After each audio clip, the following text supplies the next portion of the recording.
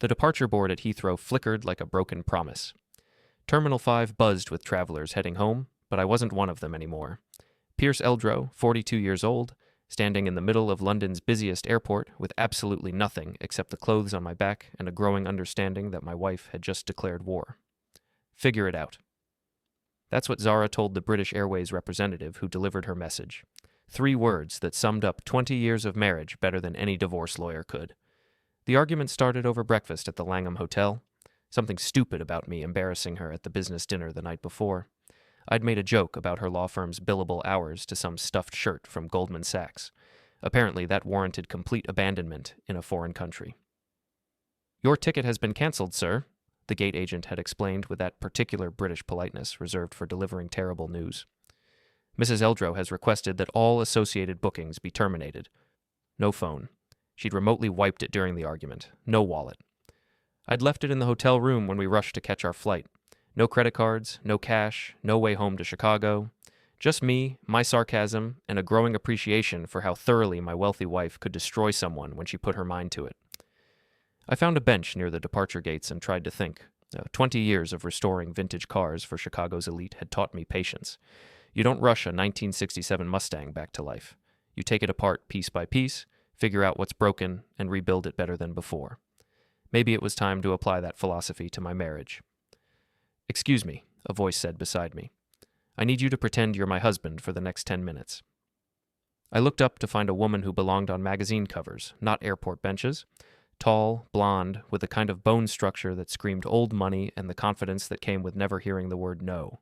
She wore a tailored coat that probably cost more than my monthly mortgage and carried herself like she owned whatever room she entered. "I'm sorry. What?" "Arden Weller," she said, extending a manicured hand.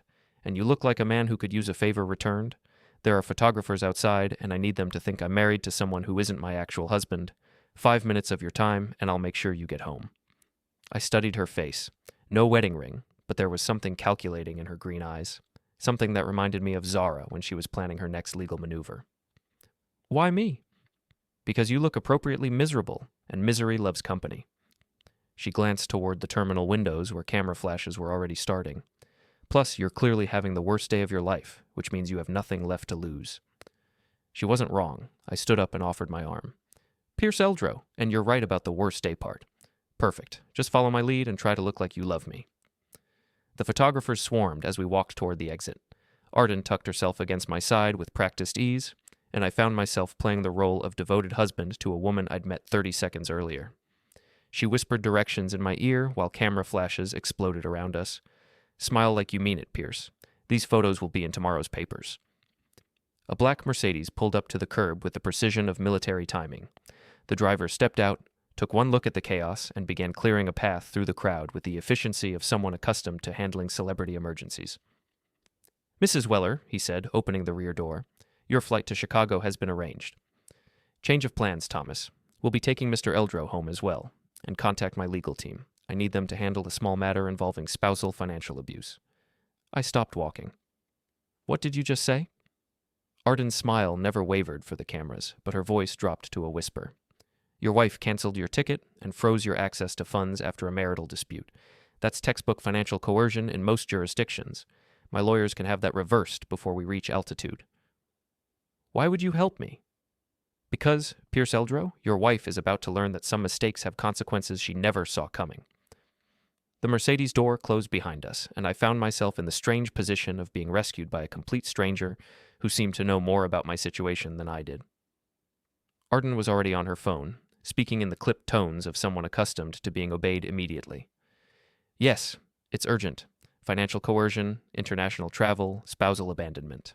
I need a preliminary injunction filed within the hour." She paused, listening. "Zara Eldrow, senior partner at Morrison, Klein & Associates in Chicago."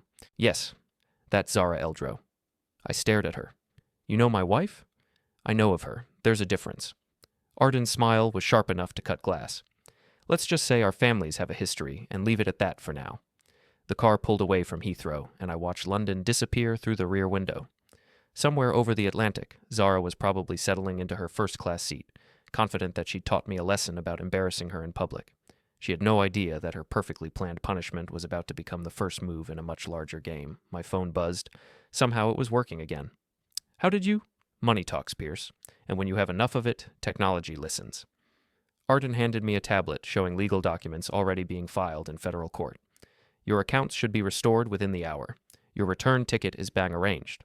And your wife is about to receive some very interesting calls from her law firm's partners. I scrolled through the paperwork. Every detail of Zara's actions was documented with surgical precision. The timeline, the financial records, even the hotel security footage of our argument. Someone had been watching, waiting, and planning. This is too convenient, I said. You don't just happen to be at Heathrow with a legal team on standby and detailed knowledge of my personal life. You're right. I was waiting for you.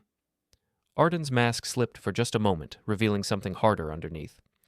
Your wife made some enemies over the years, Pierce. Professional ones, personal ones, and some that fall into categories she's probably forgotten about entirely. And you're one of them. I'm the one who's been patient enough to wait for the right moment. She took back the tablet and closed it with a decisive snap. Zara Eldrow destroyed my family's reputation 15 years ago with a legal maneuver that was brilliant, ruthless, and completely personal.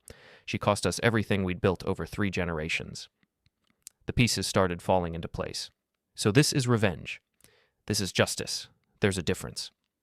Arden leaned back in her seat, and for the first time since I'd met her, she looked genuinely relaxed. Your wife believes she's untouchable because she's smart, connected, and wealthy. She's about to learn that none of those things matter when someone with more money, better connections, and a longer memory decides to settle old scores. And what do you need me for? Because the best revenge isn't destroying someone from the outside. It's watching them destroy themselves when the person they've underestimated the most finally stops playing by their rules. My phone buzzed again, a text from Zara. Hope you enjoyed your tantrum. Maybe next time you'll think before embarrassing me in public. I showed Arden the message. She laughed, a sound like crystal breaking. Oh, Pierce, she has no idea what's coming. The plane lifted off from Heathrow 30 minutes later. I was in first class, courtesy of Arden's arrangements, watching the lights of London disappear below us. Somewhere ahead of us, Zara was probably ordering her second glass of champagne, confident that she'd won whatever game we'd been playing. She was wrong. The game was just beginning, and she'd just handed the advantage to someone who'd been planning her downfall for 15 years. I closed my eyes and tried to sleep, but my mind was already racing ahead to Chicago, to the look on Zara's face when she realized that abandoning me at Heathrow wasn't the end of our marriage. It was the beginning of her ruin.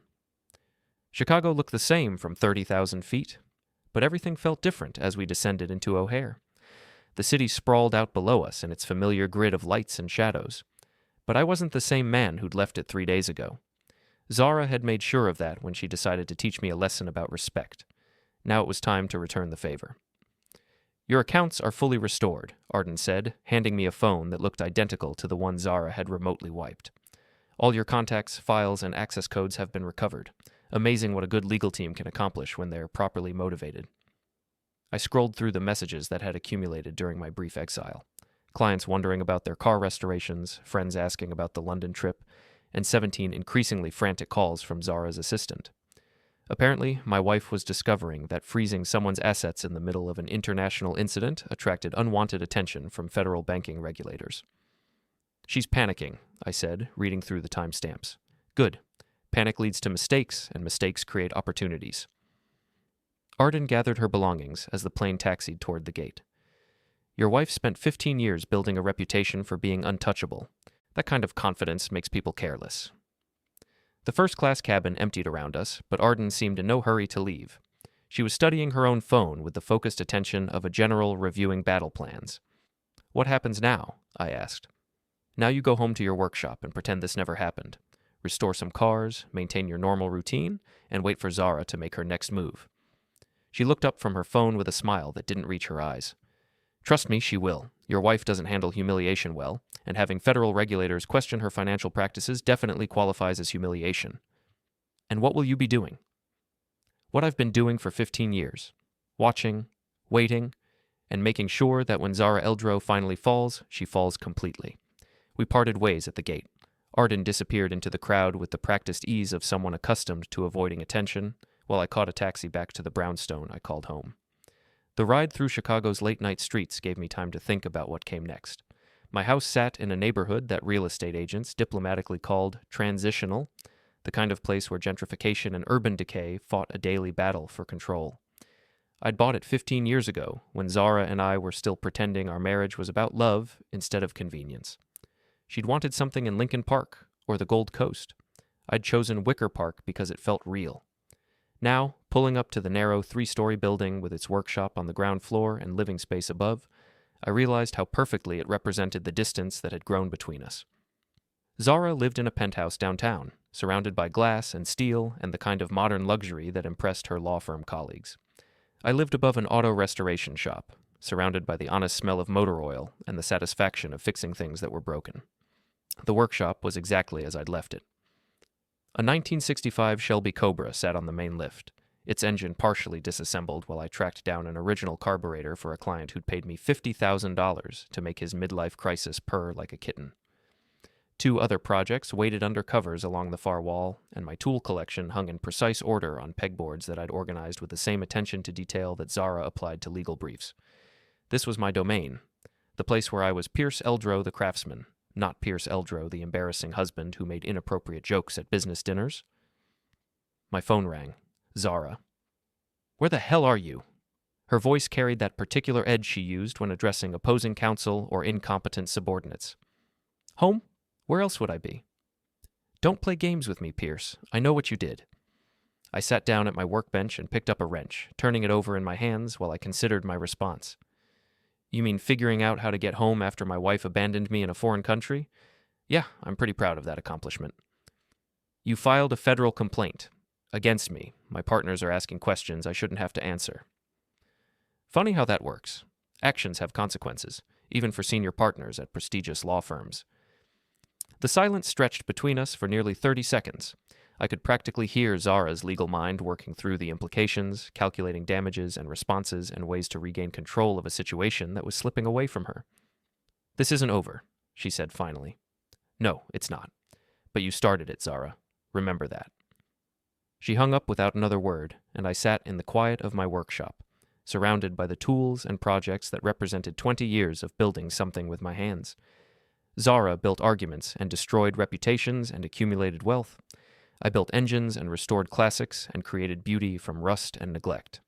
Maybe it was time to apply those same skills to my marriage. The next morning brought 3 things: coffee that actually tasted like coffee instead of airplane fuel, a client consultation for a 1967 Mustang Fastback, and a visit from someone I hadn't expected to see again so soon.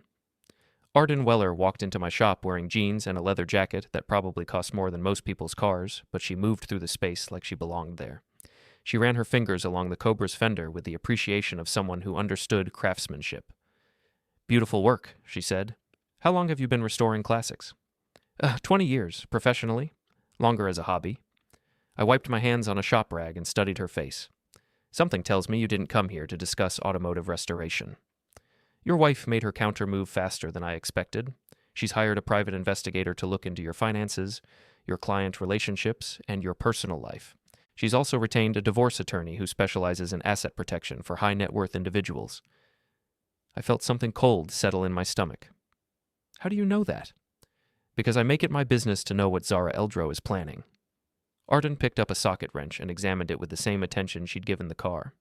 "She's going to try to destroy your reputation before you can damage hers any further. Classic preemptive strike." "And you're telling me this because?" "Because we're partners now, whether you realize it or not. Zara made that decision when she chose to humiliate you in London."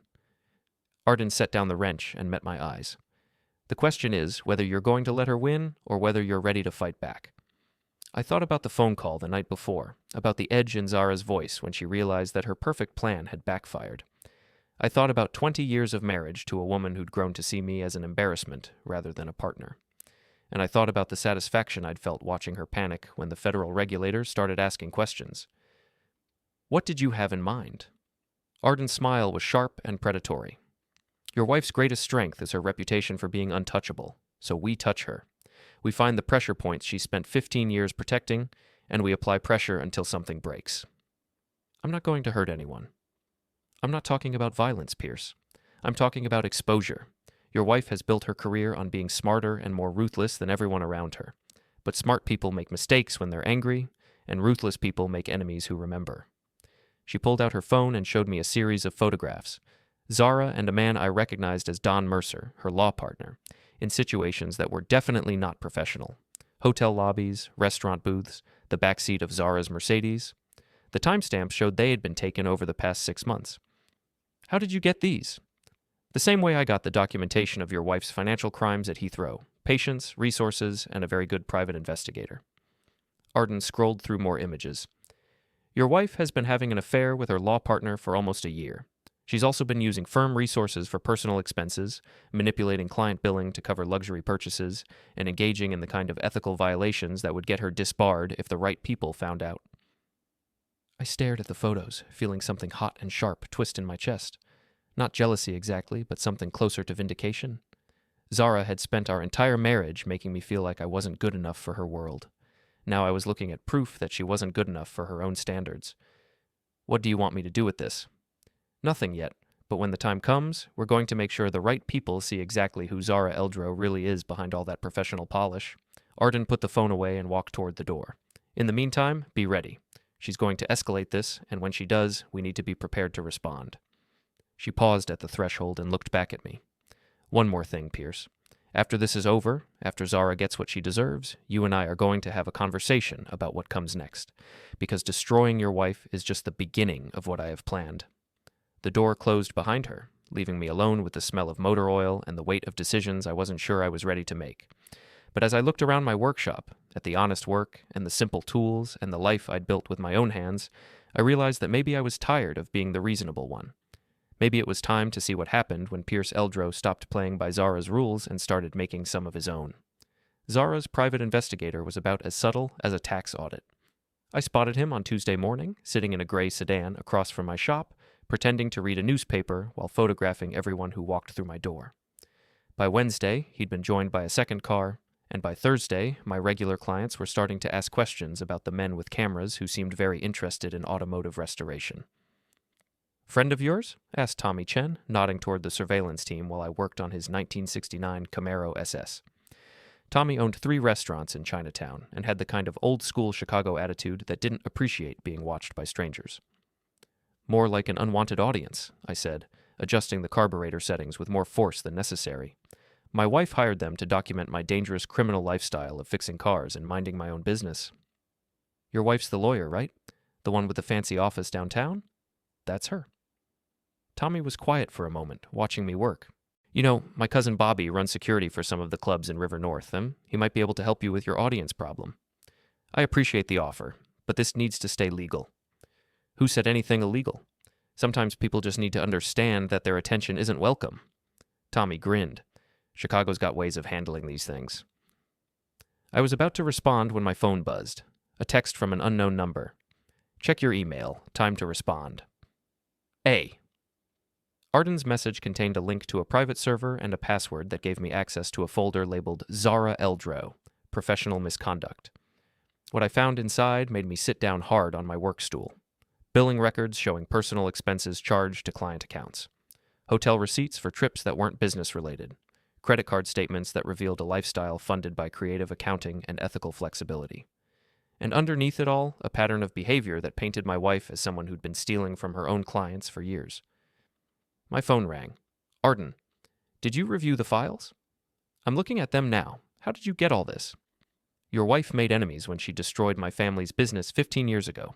Some of those enemies work in places where financial records aren't as secure as they should be.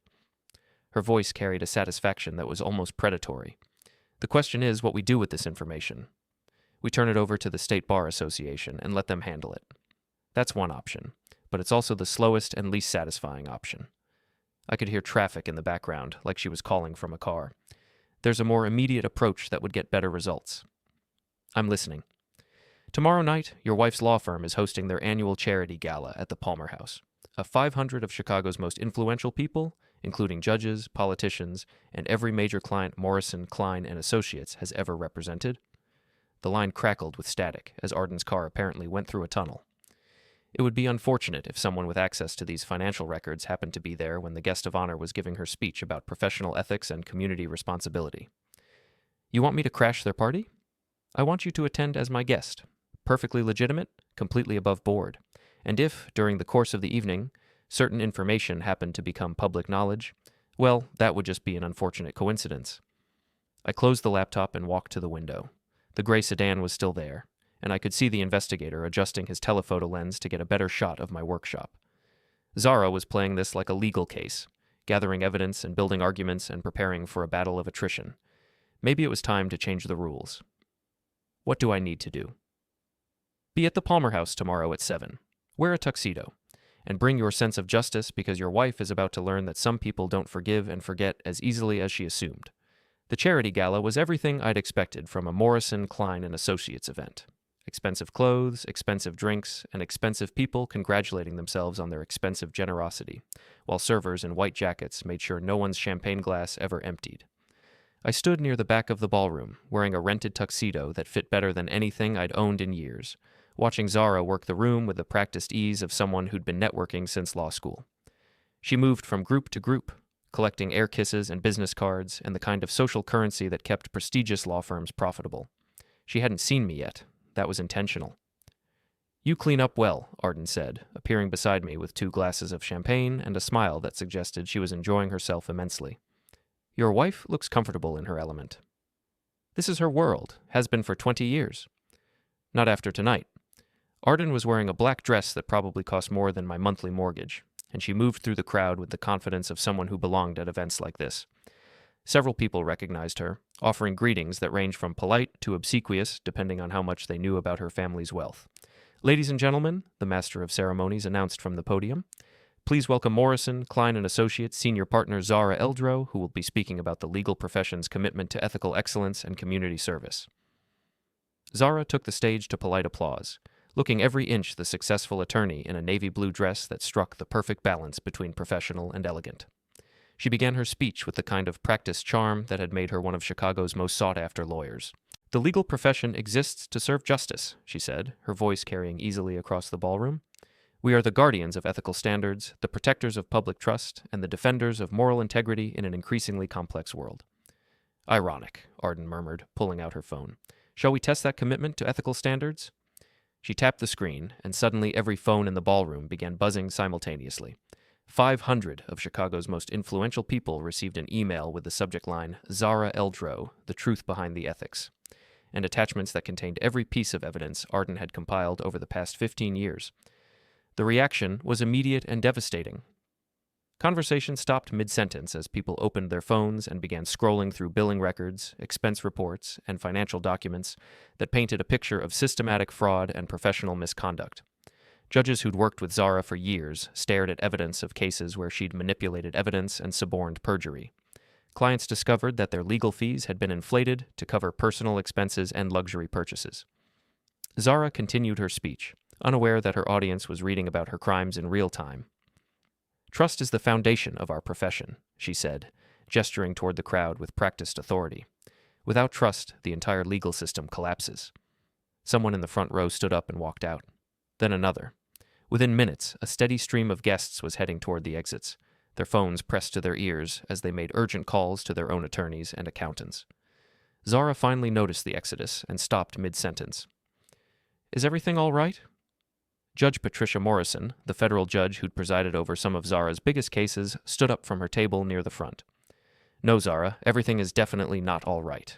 She held up her phone, showing the email that had just destroyed my wife's career. Would you care to explain these billing irregularities? Or perhaps you'd like to discuss the client funds that seem to have been diverted to cover your personal expenses. The ballroom went completely silent. Zara stood frozen at the podium, her face cycling through confusion, recognition, and finally, a fury that I'd seen directed at me countless times but never at an audience of 500 witnesses. I don't know what you're referring to, she said, but her voice had lost its confident authority. Then perhaps you'd like to explain this. Judge Morrison read from her phone. Hotel charges for personal vacations billed to the Hendricks estate case. Restaurant expenses for romantic dinners charged to the Blackwood divorce proceedings. And my personal favorite, a $20,000 shopping spree at Neiman Marcus billed as legal research expenses. The remaining guests began pulling out their own phones, comparing notes and sharing details from the leaked documents. Zara's law partners huddled together at their table, their faces showing the kind of panic that came with realizing their firm's reputation was being destroyed in real time. "This is obviously a malicious attack," Zara said, but her voice was shaking now.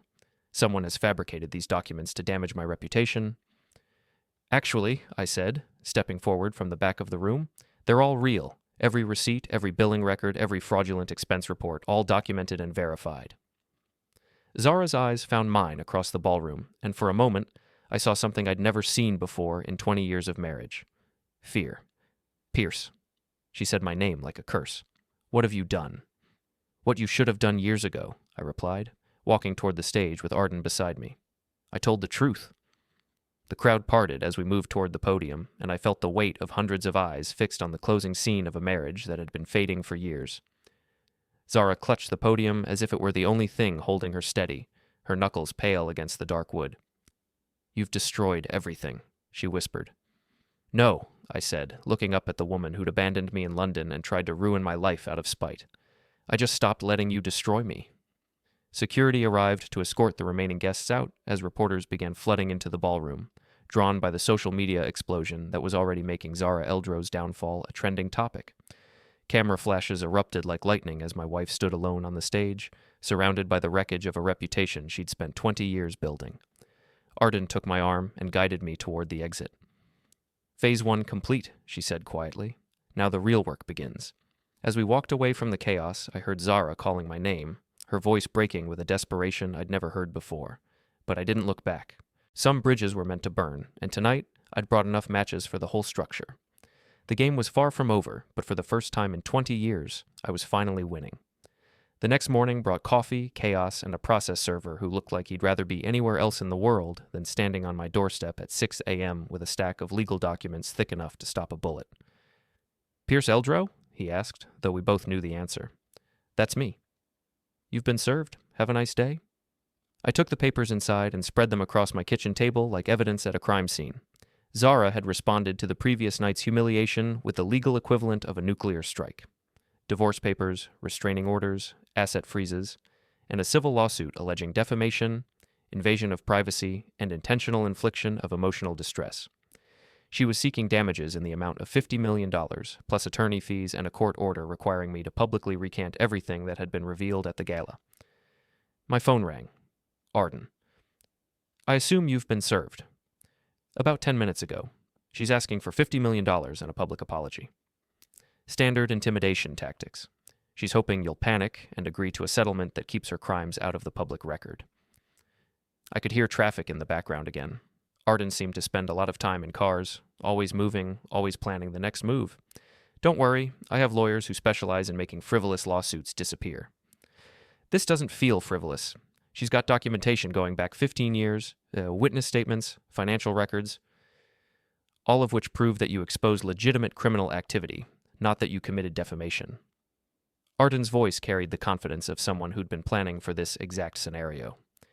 "Your wife is desperate, Pierce. Desperate people make mistakes, and mistakes create opportunities." I walked to the window and looked down at my workshop. The gray sedan was gone, replaced by a white van with tinted windows and enough antennas to contact the International Space Station. Apparently Zara had upgraded her surveillance team. "There's something else," I said. "She's increased the surveillance. Professional-grade equipment, multiple vehicles. This isn't just a private investigator anymore." "Good. That means she's scared."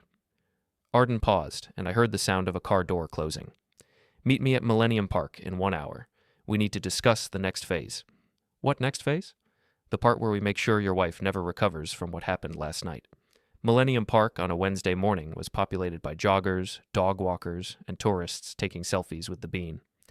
I found Arden sitting on a bench near the Crown Fountain, wearing sunglasses and a baseball cap that did nothing to hide the fact that she was easily the most expensive thing in a 50-yard radius. "Your wife held a press conference this morning," she said without preamble, handing me a tablet showing a news feed from Channel 7. "She's claiming the documents were fabricated as part of a conspiracy to destroy her reputation." I watched Zara standing behind a podium outside her law firm's offices, flanked by attorneys and looking every inch the wronged professional. She spoke with the same confident authority she'd used at the gala, before her world had collapsed in real time. "The allegations against me are completely false," she was saying to a crowd of reporters. "These documents have been fabricated by individuals with a personal vendetta against me and my firm. We will be pursuing all legal remedies against those responsible for this malicious attack." She's good, I admitted. If I didn't know better, I'd almost believe her. She's desperate, and desperate people make increasingly bad decisions. Arden took back the tablet and pulled up a different screen. Which brings us to Phase 2. The new screen showed surveillance footage from the Palmer house, time-stamped from the previous evening. But this wasn't footage of the gala. This was footage of Zara and Don Mercer in a hotel room 3 floors above the ballroom, apparently seeking comfort from each other while their professional lives imploded downstairs. How did you... The same way I get everything else. Patience, planning, and a very good relationship with hotel security. Arden zoomed in on the timestamp. While your wife was claiming to be the victim of a malicious conspiracy, she was actually having relations with her law partner in a hotel room paid for with client funds. I studied the images, feeling that same hot twist in my chest I'd experienced when I first saw proof of Zara's affair. But this time, it wasn't about betrayal. It was about opportunity. What do you want me to do with this? Nothing. You're going to maintain complete deniability while I make sure this footage finds its way to the right people. Arden put the tablet away and stood up from the bench. Your wife thinks she can control the narrative by playing the victim. She's about to learn that some stories write themselves. And then what? We destroy her career, her reputation, her life, and then what happens? Arden stopped walking and turned to face me. For the first time since I'd met her, the mask of polite efficiency slipped, and I saw something raw and hungry underneath. Then she knows what it feels like to lose everything because of someone else's choices. She knows what it feels like to be powerless while someone destroys everything you've built. She knows what my family felt like 15 years ago when she decided we were acceptable collateral damage in her pursuit of professional advancement. What exactly did she do to your family? She represented a client in a lawsuit against our construction company, a wrongful termination case that should have been settled quietly for minimal damages. Arden's voice was steady, but I could hear the anger underneath. Instead, she turned it into a public spectacle. She leaked confidential information to the press, manipulated evidence to make us look like criminals, and destroyed our reputation so thoroughly that we lost every major contract we had. That's business. Lawyers represent their clients. She fabricated evidence, Pierce. She suborned perjury from witnesses and bribed a court reporter to alter transcripts. My father spent his life savings trying to prove his innocence, and when that wasn't enough, he took out loans against everything we owned.